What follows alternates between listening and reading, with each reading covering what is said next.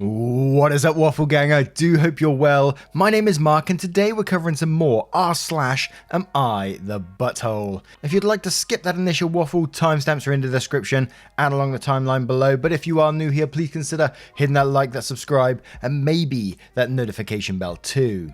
Now, yesterday over on YouTube, we had 2 new members.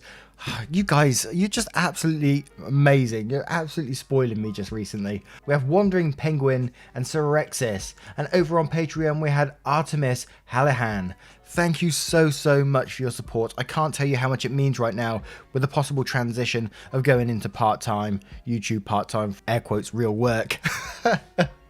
And just thank you to everyone for keep coming here and supporting the channel in different ways, watching the podcast, watching here on YouTube and liking and sharing, coming over to Twitter and Discord and everything. It's just absolutely amazing of you. So thank you so much. And let's get in to today's stories. Much love, guys. And our first story comes from Big Throwaway. Am I the arsehole for refusing to divide my will equally? I am finally retiring after 35 years as a dentist. I have 3 children, 31 male, 28 female and 26 female, and I am leaving my dental practice to my eldest son. My 2 youngest want my will to reflect that I am giving a major asset to my son and leave them with a larger share of the financial inheritance. Their argument is that I'm not giving them a chance to profit from the family business and that this is unequal. I think this is absolutely ridiculous. Number 1, they are not dentists. A dental practice value is nearly 100% the practitioner. They literally couldn't profit from this business. The value is the dental degree and I paid for all of their educations. Number 2, this is a dental practice, not a family business. Nobody in my family has ever been involved. 3, the practice almost has no assets. My equipment would be worth a fraction of what it can bring if I were to sell it used. I rent my office space, so there is no real estate value. 4, as far as I'm concerned, my son is making a sacrifice to help me out. The employee I had been training and I was hoping would buy out my practice had a family emergency and needed to move back home. I would need to work for another couple of years if my son didn't choose to step in. He could make similar money elsewhere, but is choosing to limit his lifestyle options. He's helping me make sure that my employees, some of which have been with me for over 15 years, don't need to find new work. He is taking care of my patients who have a responsibility to. I am positive my son would rather have the money his sisters think the practice is worth than the practice itself. I feel like my youngest are being incredibly selfish right now, but their insistence is making me doubt myself. They told me to come here to ask the public. Now, I initially came into this post thinking, yeah, definitely not the arsehole because, you know, it's his will, he does whatever he likes with it, and, you know, as he said, the other 2 children are not trained in sort of dentistry whatsoever, and none of his equipment is worth anything, really, so, you know, he's helping the father out by taking over the business and looking after his patients. But there is a couple of posts below which made me maybe change my opinion just a little bit, maybe to an everyone sucks here. So we're going to go straight there and then you can see. Ritpost Rit says, not the arsehole, write your will however you want it and tell your kids to stop acting like vultures. You're retiring, not dying. Sonorous Black says, not the arsehole, and quotes, as far as I'm concerned, my son is making a sacrifice to help me out. And then says, you're not just leaving your son an asset, you're leaving him an obligation. That's a sound basis for your decision. However, it's pretty ordinary for people to interpret differential inheritance as differential favour. There's probably not much you can do to make adults behave responsibly beyond explaining this. 10-Toed Sloth says, not the arsehole. This reminds me of a guy from Step Brothers thinking that being a doctor is the family business. He's a dentist, so he's taking over your old job. It just makes sense. It's not like you're leaving only him the money to dentistry school. You're simply passing the torch to your son that followed in your footsteps and giving them all the same amount one day. I do love that film. And then this is the post that I found, and he said, my other tush says, everyone sucks here. Dentist here, I see why there are so many not the arseholes based on the way you've written this. You're the arsehole for mispresenting the situation and your children are arseholes for being vultures. You're not just giving them your job. If you're retiring from an associate dentist position at someone else's office and recommending your son, then it would be just giving him your job. While you're right to say that the equipment you have is probably not worth much, I think you're wrong to say that the value of the practice is almost entirely in the dentists. Most dentists would agree that the value of the practice is mainly the patient pool. Having a large patient pool that trusts you and returns for treatment every year is extremely valuable. While I don't doubt that your son can make a similar amount of money elsewhere, his initial investment, if he were to buy, would be much greater. How much would someone be willing to pay for your practice? My guess, even with older equipment, that number is much higher than zero, because you have a functioning patient pool. A dental practice is worth much more than the sum of its parts, and I find it surprising that you don't know that. You're either being willfully ignorant at best or deceptive at worst. Yes, your son is doing you a favour by taking over so you can retire when you want, but the value of that favour is much lower than the value of the entire practice itself. If you wanted to be fair, I would figure out that the absolute lowest reasonable price of practice similar to yours in your area would sell for and charge your son 70 to 80% of that price of your practice. The 20 to 30% reduction is to account for the favour aspect of this transaction. This way he's actually buying your business at a significantly lower cost than he'd be paying if he weren't your son, and you would get money in which you could split evenly to leave to your children after your death. This seems like the most equitable solution to me. Though your younger children still seem rather ghoulish to me for kicking up such a fuss about your money before you're even dead, they are not wrong about you being unfair by leaving your son much more.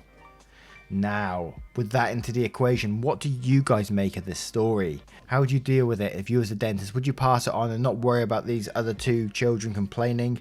Or would you find a different way of splitting it? Let me know in the comments below, and don't forget to vote on that poll in the description for story 1. And our next story comes from a throwaway account. Am I the arsehole for shutting the door on my son's face after he came to see me after 6 years of no contact? This looks like really arsehole, but please let me explain. Also, English is not my first language.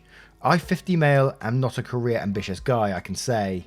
My father, 77 male, is a whole different story. He's a retired brain surgeon, excelled in academia, and also a single parent. He always wanted me to study on top professions, doctor, lawyer, engineer, etc. But I hated the work. I chimed in and started to read engineering, but in a topic I like, automotives. After I graduated, I did not stay in the academia or got work in a prestigious company. I opened my own car repair service in a different town than my hometown. My dad never liked this, but I was 22 years old, had my own money, and he could not interfere with it. I never got married, but I had a partner. We broke up, but she was pregnant. She wanted nothing to do with a child, so I got him, with confirmation of course, and I have named him Jacob, 26 male. My son is definitely like his grandpa. He is smart, hardworking, and really ambitious. He excelled at school marks, and my dad loved him so much that he would come to my town as his vacations. In my country, you enter an exam for determining which high school you would go to. My son was the regional champion, and he was offered scholarships from high school and colleges nationwide. Most of them were ridiculous, and as a parent I did not feel comfortable sending him away. Also, some of them were at my dad's city, and I also did not want to send him there because he would be really strict. I wanted him to live his high school times freely, so I declined all of it on his behalf, explained him my reasons, and registered him to the best school in our region. Well, my son went behind my back, called his grandpa, and called on child services with the allegation that I'm withholding my child's education. The social worker and my lawyer suggested to me to get custody because I would lose all rights eventually, and the case could be pulled to neglect really easily. My dad is really smart and powerful. So my dad got the custody and I waived my legal rights. Well, he went to my dad's house and I was lucky if I could see him once in 2 months and talk to him on the phone once a week. He would be always busy studying or doing some volunteer work, or would be at the vacations with my dad, and I wasn't invited. I wasn't invited to his high school graduation, and after he got to medical school, he said he was ashamed of me for being lazy and not ambitious. He turned into my father's junior version. After that, we cut all contact with a spiteful fight, and my dad saying, "You're not part of the bloodline anymore." 8 years later, my door is knocked and there is my son. I could not comprehend for a minute, and after I asked what happened, he said my father was terminally ill, and he wanted to see me to apologise, and he also wanted to apologise to me. I said, "You're a little too late for that," and shut the door. He left a minute after. I still feel really bad about it. Am I the arsehole? Now, I can definitely see this one going to an everyone sucks here or a pure you're the arsehole, simply because, you know, the way he treated his own son in this story is the exact way the grandpa was treating him, or the dad was treating him, you know, was controlling his life and trying to make him be more ambitious. And then OP pretty much did that to his son, not letting him go to the schools he wanted, so not allowing the son to fulfill his dreams. Which is such a shame. So I can definitely, I'm going to say you're the arsehole just for that, really. I mean, he declined scholarships on the son's behalf. How wrong is that? And the ending is just it's so sad in the end, really, that You know, do you really want to cut your son out of your life and just leave it at that? When you got a chance to rekindle and get back together, I know it would be tough and it'd be like something that needs to be worked on over time, but do you really want to lose that relationship? And yes, it is a shame that it takes someone terminally ill for these things to happen, but you know, it does happen. It took me, personally, a couple years back when my mum passed away. Oh, God. Here I go again, guys. Yeah, it took a couple of years ago when my mum passed away. It was, you know, it was a really sad time. I knew 3 weeks before I had to confront her because I knew she was going downhill. And she was sort of, no one was saying anything. And she just sort of went to her bedroom, and then she was just bedbound for a long, long time, for a couple of months at least. And no one was bringing it up. Everyone was too scared. My mum was a very stubborn woman. And it took me and my brothers going there one day to ask her, what's going on? Please just tell us. We know something's wrong. And it took me breaking down, bawling in tears, talking to my mum, saying, please just tell me. And then she said, I'm going to die in 3 weeks. Just like that. And I was like, what? And apparently the doctors never even told her this, but bang on 3 weeks, she passed away. It was really, really strange. But yeah, I've totally gone off topic there. But what I'm saying is, when she did pass away, my family became so much tighter. You know, we visit each other a lot more now. And sometimes it does take these things to bring a family back together. And I know it's a sad thing to say, but it's just reality, you know. But yes, let's have a look at the comments to see what they say. God, I waffle, don't I? Hey, Riley Gray says, everyone sucks here. You made your decision based on your own preferences towards schooling, not what he wanted or even needed, and then tried to get out of it by working with your father to report you for abuse. There's a lot of deserved anger and hurt on both sides. The only question is, do you want anything moving forward? Is your anger such that you'd rather keep that rather than your son? He's willing to make amends. Are you? OP says, honestly, I don't know. He turned to everything I hate about my father. Same attitude, same ego, even same voice tone. And I do not want to make amends with my dad. I will drink a bottle of wine when I hear the news of his death. Utterly Fabulous says, you're the arsehole. Did you notice that you're treating your son the exact same way you hated your father treating you? Disappointed he's not what you wanted him to be, controlling his prospects. Murderous Budgie says, you're the arsehole. You did your best way to screw up your kid's life and got mad when someone else stepped in. Now, despite that, he has decided to extend an olive branch and rebuild your relationship, and you're so bullheaded in your terrible choices that you won't even give him a chance. If anything, you should have been the one on your knees begging him for forgiveness for trying to ruin his life. And a side of Pickle says, you're the arsehole. You dislike your father because he wanted you to be like him. Your son ended up not being like you, so you turned your back on him, just as your father did. It's his life. If he doesn't want to be free and wants to take on a heavy course load, then that's his choice. You had no right to make those decisions for him. It's his future, not yours. You became exactly like your father. If you actually supported your son and encouraged him to follow his dreams, then he would have never left to see his grandpa and would have never ended up like him. Unfortunately, you pushed him away. This is the consequences of your own actions. Now, what do you guys think of this story? Do you think that they should get back together in the end? Do you think they should make amends? Let me know in the comments below, and don't forget to vote on that poll in the description for story 2. And our next story is from a throwaway account. Am I the arsehole for not telling people that were coming to stay at my house that I am deaf?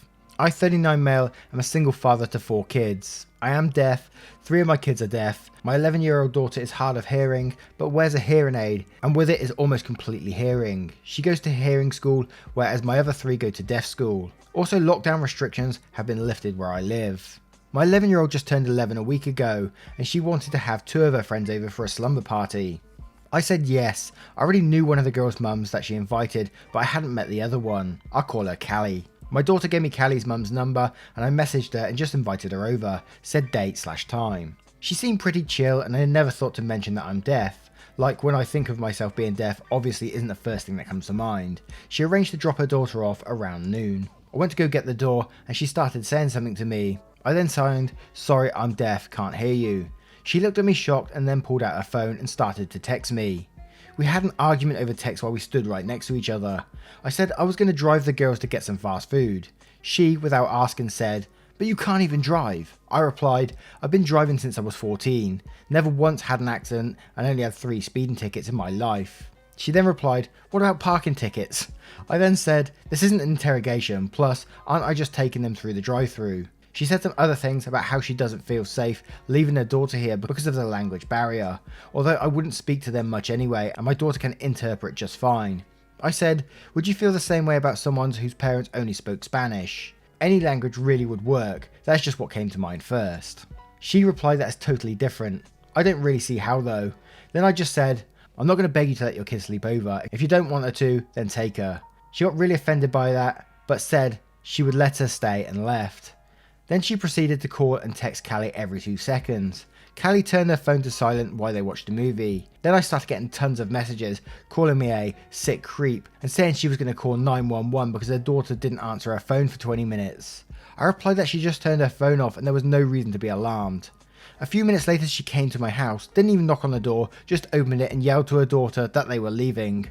Her daughter started to cry because she had been having a good time, but kept saying, "Are you okay? Are you hurt?" My daughter and her other friend told me that later. Now I feel like the arsehole and I could have just avoided the situation if I had told her mother earlier. So, am I the arsehole? It's these stories, man. You know, I kind of like them, but they make me so angry at the same time. It's like, what I like about them is it reminds me there is actually people out there just like this who have this mindset, this ableist mindset, and I just like being reminded that they are out there. So we need to watch ourselves. But what is this woman's problem? And it started off by saying that you can't drive because you're deaf pretty much, which is ridiculous in itself. You know, there's no reason why a deaf person can't drive, and it's just stupid to even bring that up in the first place. And then accuse you of being a creep as well because of it. What can you say to this idiot? Let's have a look at the comments below to see what they say.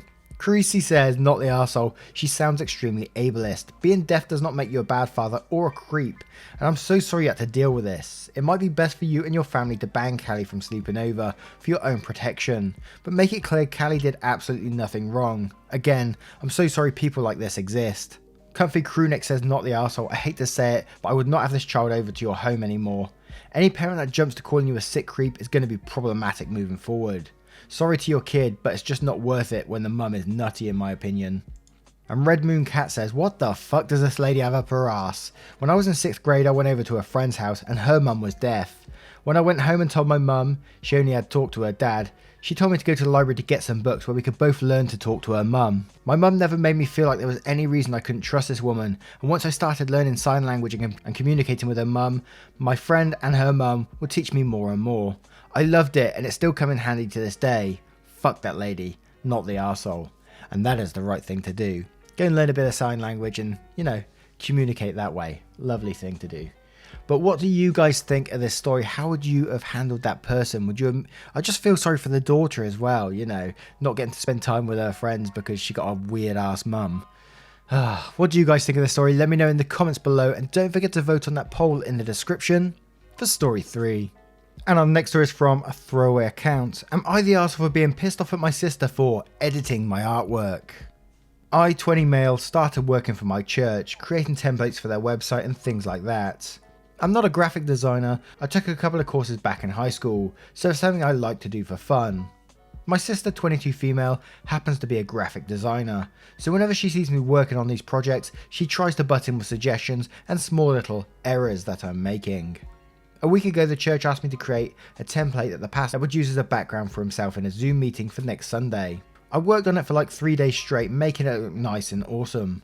I had 3 different designs and I put a tiny watermark of my initials at the bottom right of the template, just for fun.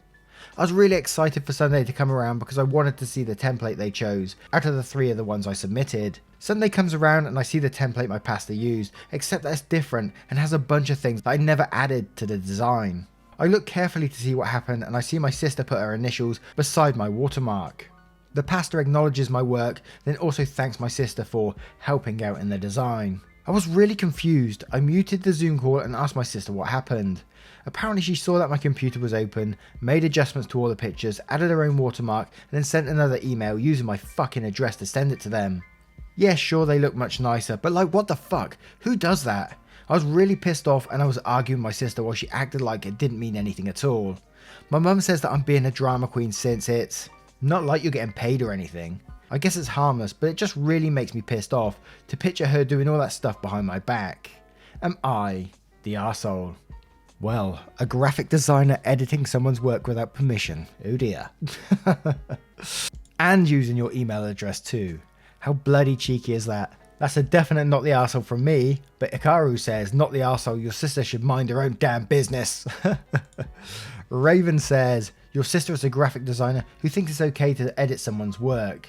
That's a first, but you're not the arsehole. She should know better. Just because you're her brother and do this voluntarily doesn't mean she can edit whatever you make, because she knows better. I wonder how she'd feel if people started editing her work. Nebsy Websy says, not the arsehole, your sister needs to mind her own business instead of trying to involve herself in your work. Get her own hobby away from you. If the church will keep using it, can you ask the pastor to use the original? She went behind your back with zero regard for your feelings, then tried to gaslight you into accepting her meddling. She deserves getting called out for it. Has she apologised or continued with the gaslighting? JK says, not the arsehole, the fact that she sent it from your email address without your permission tells you that she knows how wrong she was. And it is always harmful to change someone's artwork without their permission. As an artist, your sister obviously knows this. Now, what do you guys think? What would you do in that situation if someone edited your artwork and then actually sent it with your email too?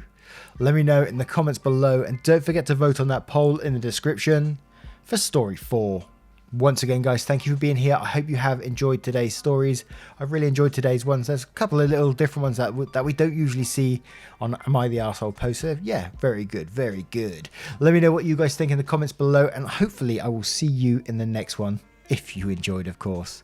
See you later, Waffle Gang. Much love to you.